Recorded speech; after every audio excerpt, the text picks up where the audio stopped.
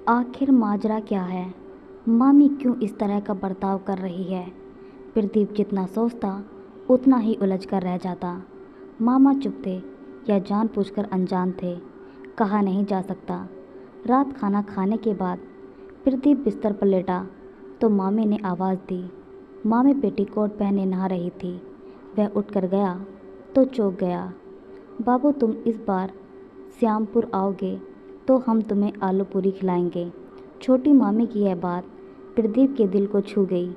मुंबई से बीएससी की पढ़ाई पूरी होते ही प्रदीप की पोस्टिंग भारतीय स्टेट बैंक की सरकारी ब्रांच में लग गई। माता पिता का लाडला और दो बहनों का इकलौता भाई। प्रदीप पढ़ने में तेज था। जब मैंने मामा के घर श्यामपुर में रहने की बात की तो वह मान गया। इधर मामा के घर त्योहार का सा माहौल था। बड़े मामा की 3 बेटियां थीं, मंझले मामा की 2 बेटियां, जबकि छोटे मामा के कोई औलाद नहीं थी। 18-19 साल की उम्र में प्रदीप बैंक में क्लर्क बन गया तो मामा की खुशी का ठिकाना नहीं रहा। वहीं दूसरी ओर प्रदीप की छोटी मामी, जिनकी शादी को महज 4-5 साल हुए थे, पर गोद सूनी थी। छोटे मामा प्राइवेट नौकरी करते थे। वह सुबह नहा धोकर 8 बजे निकलते और शाम के 7 बजे तक लौटते। बड़ी मुश्किल से घर का खर्चा चला रहे थे।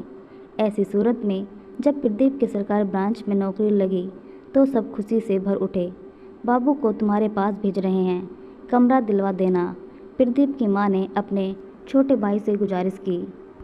कमरे की क्या ज़रूरत है दीदी, मेरे घर में 2 कमरे हैं, वो यहीं रह लेगा।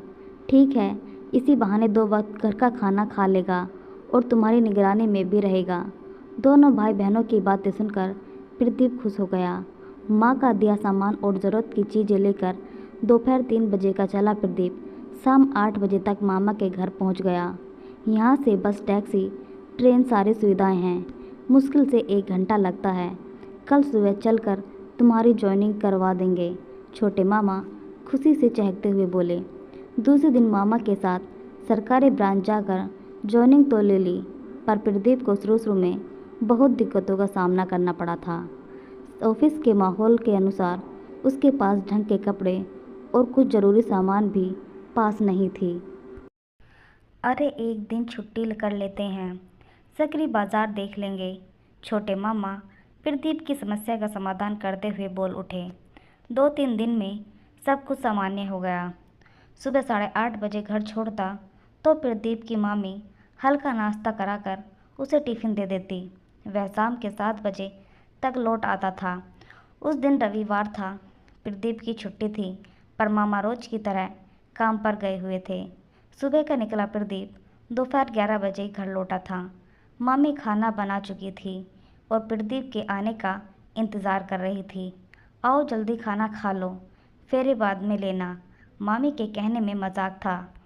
बस अभी आया, कहता हुआ प्रदीप कपड़े बदलकर और हाथ पैर धोकर तौलिया तलाशने लगा।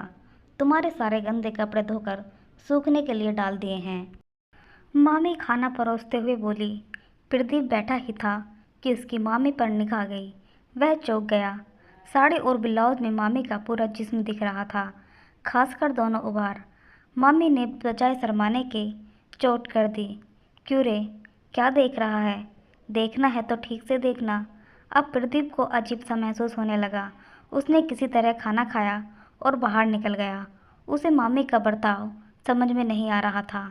उस दिन प्रदीप देर रात घर आया और खाना खाकर सो गया। अगली सुबह उठा तो मामा उसे बीमार बता रहे थे। शायद बुखार है, सुस्त दिख रहा है। रात बाहर गया था ना, थक गया होगा। यह मामी की आवाज़ थी। आखिर माजरा क्या है? मामी क्यों इस तरह का बर्ताव कर रही है? प्रदीप जितना सोचता उतना उलझ कर रह जाता। रात खाना खाने के बाद प्रदीप बिस्तर पर लेटा तो मामी ने आवाज़ दी। वह उठकर गया तो चौंक गया। मामी पेटीकोट पहने नहा रही थी। उस दिन चोरी छिपे देख रहा था, अब देख ले, कहते ही दोनों हाथों से पकड़ उसे अपने सामने कर दिया। अरे मामी, क्या कर रही हो? कहते हुए प्रदीप ने वहाँ से भागना चाहा, मगर मामी ने उसे नीचे गिरा दिया। थोड़ी ही देर में मामी भांजे का रिश्ता तार तार हो गया। प्रदीप उस दिन पहली बार किसी औरत के पास आया था। वह शर्मिंदा था, मगर मामी ने एक झटके में इस संकट को दूर कर दिया। मुझे तुझसे बच्चा चाहिए और तेरे मामा नहीं दे सकते। तू मुझे दे सकता है, मगर ऐसा करना गलत होगा। प्रदीप बोला। तेरे मामा तो बस रोटी कपड़ा मकान देते हैं, इसके अलावा भी कुछ चाहिए वह तुम दोगे। इतना कहकर मामी ने उसे बाहर भेज दिया। उसके बाद से तो जब भी मौका मिलता मामी प्रदीप से काम चला लेती, या यूँ कहें कि उसका इस्तेमाल करती। मामा चुप थे या जानबूझकर अनजान थे, कहा नहीं जा सकता, मगर हालात ने उन्हें एक बेटी का पिता बना दिया। इस दौरान प्रदीप ने अपना तबादला बिहार के पास करा लिया। बिहार में रहने पर घर से आना जाना होता था। छोटे मामा के यहाँ जाने में उसे नफरत सी हो रही थी।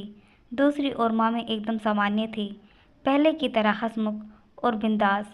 एक दिन प्रदीप की माँ को मामी ने फ़ोन किया। मामी ने जब प्रदीप के बारे में पूछा तो माँ ने झट से उसे फ़ोन पकड़ा दिया। हाँ मामी, प्रणाम, कैसी हो? प्रदीप ने पूछा तो वह बोली, मुझे भूल गई क्या?